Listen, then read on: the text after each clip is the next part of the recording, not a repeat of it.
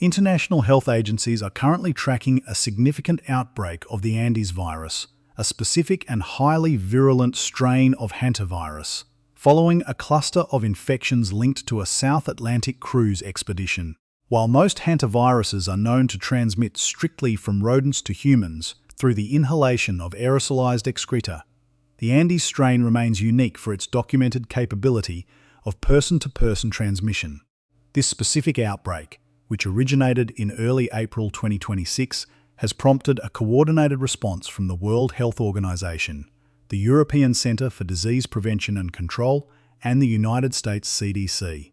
The situation centres on the vessel MV Hondius, which departed Ushuaia, Argentina, on April 1st with approximately 147 passengers and crew members representing 23 different nationalities.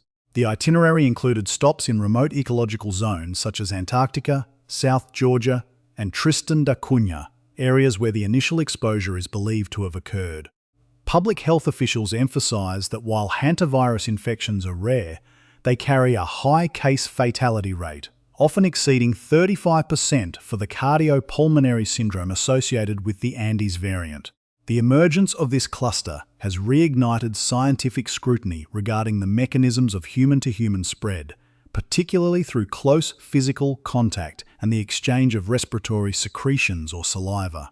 Unlike more common hantaviruses found in North America or Europe, the Andes virus can bridge the gap between zoonotic spillover and localized human clusters, making it a priority for international biosafety surveillance. Medical reports indicate that the progression of the disease is often deceptive, beginning with non-specific flu-like symptoms before rapidly deteriorating into severe respiratory distress and shock. As of May 2026, the global health community is focused on containing the spread among passengers who have since disembarked or are awaiting repatriation, as the incubation period for the virus can extend up to 6 weeks. This timeline presents a unique challenge for port authorities and clinical labs, as individuals may appear entirely asymptomatic while travelling across international borders. The framing of this event by epidemiological experts is one of cautious containment, while the risk to the general public remains extremely low due to the requirement for prolonged and intimate contact for transmission. The severity of the individual cases necessitates a high-level emergency response. This report details the timeline of the outbreak, the specifics of the laboratory confirmations, and the rigorous prevention protocols currently being implemented across several continents. The core developments of this outbreak began with the death of an index case on April 11th, while the vessel was still in the South Atlantic.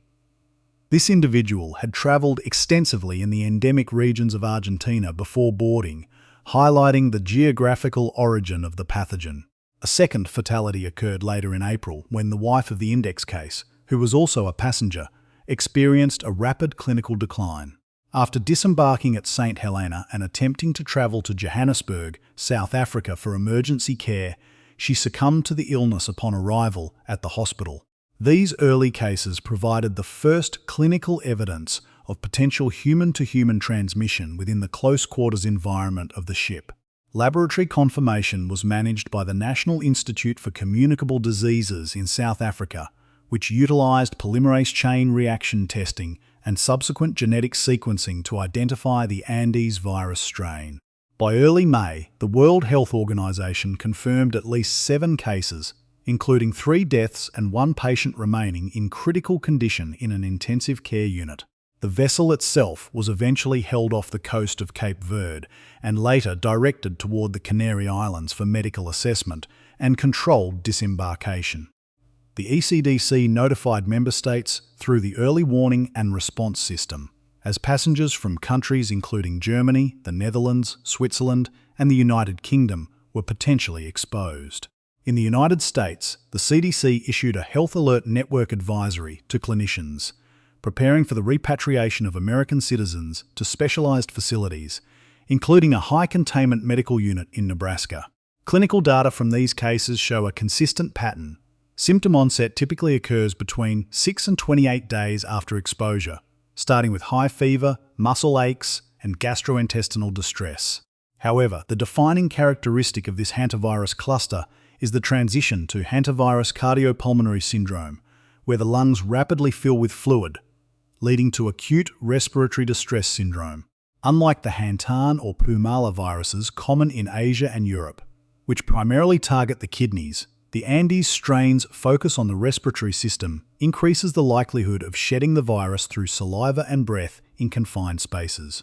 Authorities have highlighted that the sharing of utensils, physical intimacy, and prolonged proximity in unventilated cabins are the primary risk factors for the spread observed on the MV Hondius. While some passengers have returned to their home countries under strict monitoring, labs in Switzerland and France have reported additional symptomatic individuals, confirming that the cluster is no longer confined to the vessel itself. This geographic dispersion has prompted an international effort to map every contact made by the passengers since the April 1st departure. Prevention and public health guidance for the Andes virus remain focused on two fronts: environmental control and the management of human contacts. Because hantaviruses are primarily carried by specific rodent reservoirs, such as the long-tailed pygmy rice rat in South America, officials advise that the most effective prevention is the elimination of rodent habitats and the careful cleaning of contaminated areas. Guidance from the CDC and WHO strictly prohibits the dry sweeping or vacuuming of areas where rodents may have nested, as this can aerosolize viral particles. Instead, a solution of bleach or disinfectant should be used to saturate the area before cleaning. In the context of the current human-to-human cluster, the guidance shifts toward clinical isolation and the use of personal protective equipment for healthcare workers. Standard precautions, including hand hygiene and the use of medical masks, are considered essential for those monitoring suspected cases. Because there is currently no specific antiviral treatment or vaccine for hantavirus, clinical management is restricted to early supportive care, often involving mechanical ventilation and careful fluid management in an intensive care setting. The World Health Organization has emphasized that the 45-day monitoring period is a critical window for those potentially exposed, as the virus can lie dormant for weeks before symptoms emerge. Surveillance efforts have been intensified at international transit hubs, although officials reassure the public that the virus does not spread through casual social contact in open spaces like shops or schools. The limits of current medical knowledge regarding the Andes virus include the exact duration of viral shedding and why certain individuals become super spreaders in close contact scenarios. Health ministries continue to emphasize that while the term outbreak causes natural concern, the highly specific conditions required for transmission mean the general population is not at risk of a pandemic-scale event. The focus remains on the survivors and the repatriated travelers, ensuring they receive the necessary diagnostic testing, typically through serology or PCR, to confirm their status. As the MV Hondius cluster is managed, the primary objective is to prevent any further secondary transmission through the rigorous application of isolation protocols. This event serves as a reminder of the complexities of zoonotic diseases in an interconnected world and the necessity of rapid, transparent international reporting. For the most recent updates on travel advisories and health guidance, viewers are encouraged to consult official reports from their national health departments or the World Health Organization website. You may subscribe for further updates on this developing public health story. The clinical and laboratory investigation into the MV Hondius cluster intensified in early May 2026, as international health agencies worked to reconcile the timeline of infections with the unique biological profile of the Andes hantavirus. According to the World Health Organization and the European Centre for Disease Prevention and Control, the core developments of this outbreak began with a notification from the United Kingdom's National International Health Regulations focal point on May 2nd. This alert detailed a cluster of severe acute respiratory illnesses among a diverse group of 147 passengers and crew members. The primary focus of the investigation was the laboratory confirmation of the Andes virus strain, a task led by the National Institute for Communicable Diseases in South Africa.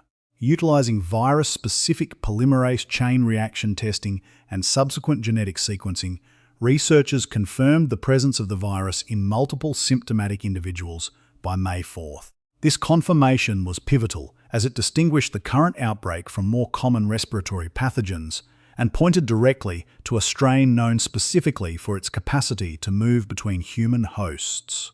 The clinical progression of the cases has been described by medical officials as both rapid and severe.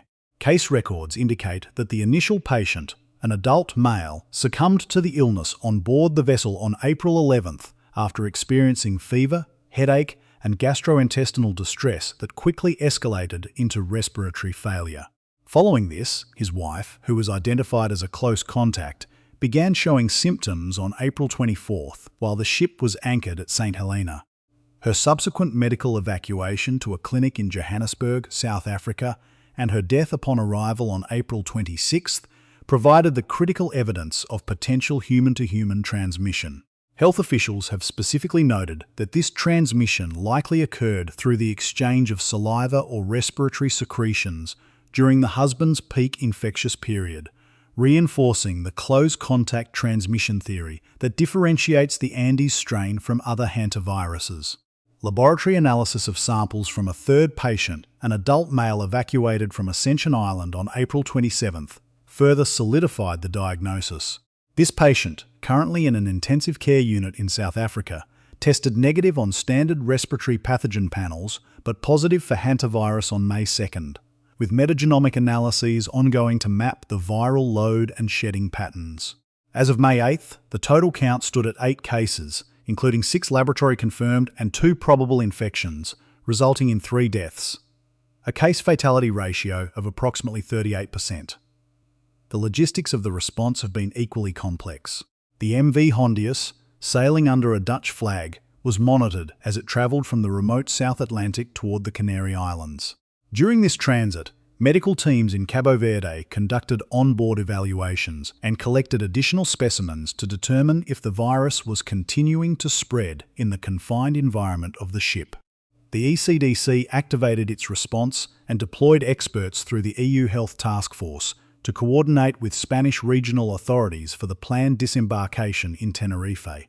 Meanwhile, the CDC in the United States initiated its own monitoring protocols for American passengers who had previously disembarked, emphasizing that the 6-week incubation period necessitates a long-term surveillance strategy.